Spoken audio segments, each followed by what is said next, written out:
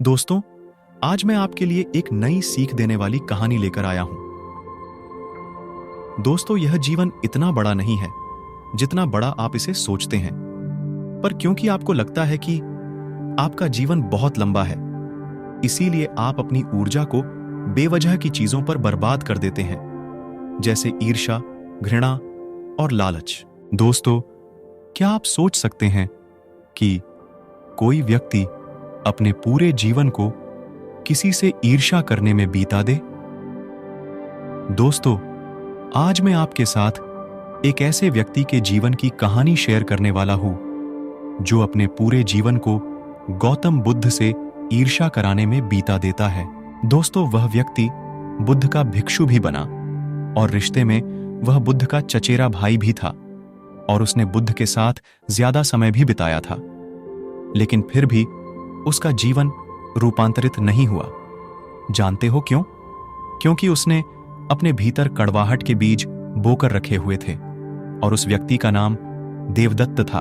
दोस्तों, देवदत्त ने बुद्ध को मारने की बहुत बार कोशिश करी, लेकिन वह हर बार असफल रहा। एक बार देवदत्त यह सोचता है कि वह राजा अजातशत्रु की सेना को लेकर बुद्ध को और उनके सभी भिक्षुओं को समाप्त कर देगा। देवदत्त राजा के पास जाता है और उनसे कहता है कि राजन, आप मुझे अपनी सेना दीजिए और मैं आपकी सेना की मदद से उस बुद्ध और उसके संघ को समाप्त कर दूं। लेकिन इस बार भी देवदत्त असफल हो जाता है, क्योंकि अब तक राजा अजातशत्रु भी गौतम बुद्ध का अनुयायी बन चुका था।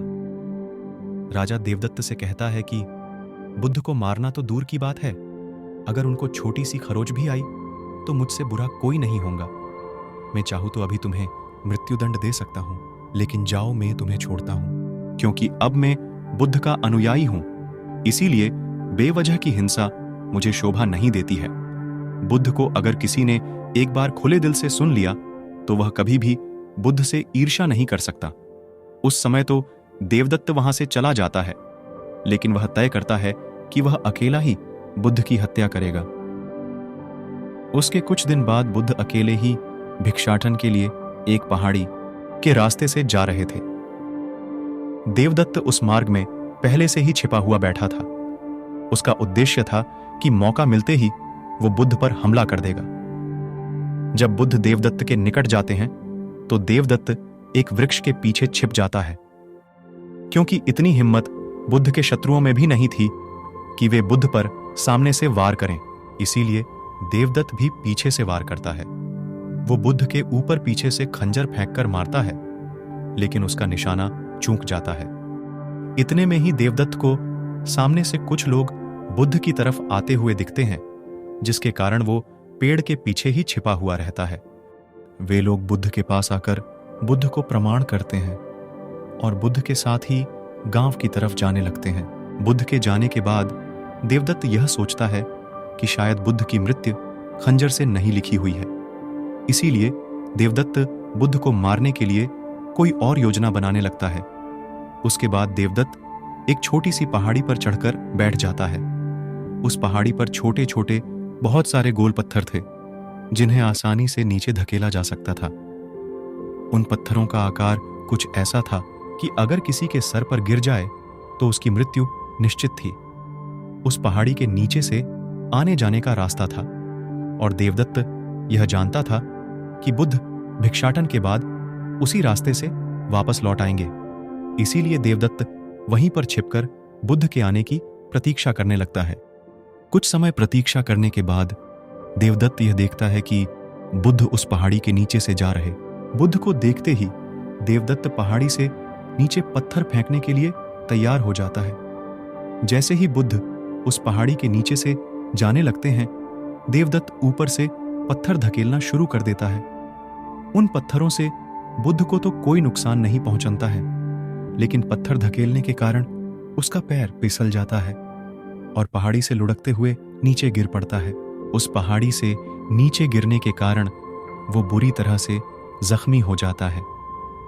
बुद्ध यह जानते हुए भी कि देवदत्त उनके प्राण लेना चाहता था, फिर भी वे उसे जख्मी हालत में अपने भिक्षुओं के पास ले जाते हैं और उसका उपचार करना शुरू कर देते हैं।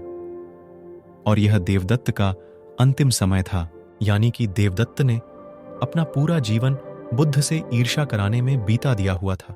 देवदत्त अब होश में था और अपनी अंतिम सांसें गिन रहा था। उसकी आंखों के सामने से उसका पूरा जीवन गुजर रहा था, लेकिन इस बार उसकी आंखों में पश्चाताप के आंसू थे और उसे अपनी गलती का एहसास हो रहा था। उसे अब यह बात समझ में आ रही थी कि प्राण लेना चाहता था, वही उसके प्राण बचाने के प्रयास में लगा हुआ था। देवदत्त की आंखों से अब बहुत आंसू निकल रहे थे और वह बुद्ध की तरफ देख रहा था। बुद्ध उसके शरीर पर लेप लगा रहे थे। देवदत्त रोते हुए और लड़खड़ाती हुई आवाज में बुद्ध से कहता है कि मैं आपसे क्षमा मांगने के भी लायक नहीं हूँ और मैंने आपको बहुत क्षति पहुंचाई हुई है। और बुद्ध कहते हैं कि मुझे तो कुछ याद ही नहीं। बुद्ध के ये शब्द सुनते ही देवदत्त की आंखों से आंसुओं की धारा बहने लगती है और वह दोहराता है, बुद्धं शरणं गच्छामि, धाम शरणं गच्छामि, संघं शरणं गच्छामि। दोस्तों, बुद्ध कहते हैं कि बुद्ध, संघ और धर्म हर मनुष्य के अंदर में है और स्वयं को जगाने की क्षमता बुद्ध है। जागने के बाद हम जिस पथ पर चलते हैं वह हमारा धर्म है और स्वयं के मन को एकांतरित करना, यानी उसे केंद्रित करना, संघ, ये तीनों रत्न सभी लोगों के अंदर में है। उसके कुछ क्षणों में बाद देवदत्त अपना शरीर त्याग देते हैं।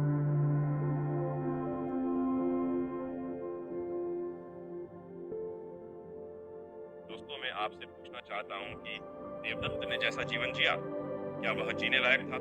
क्या नर्क किसी और जगह का नाम है?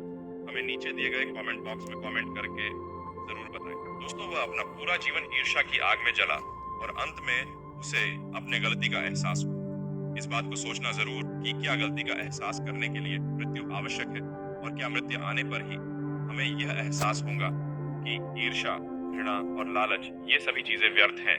क्या उससे पहले हम इस जीवन को सुंदर नहीं बना सकते और इसे जीने योग्य नहीं बना सकते?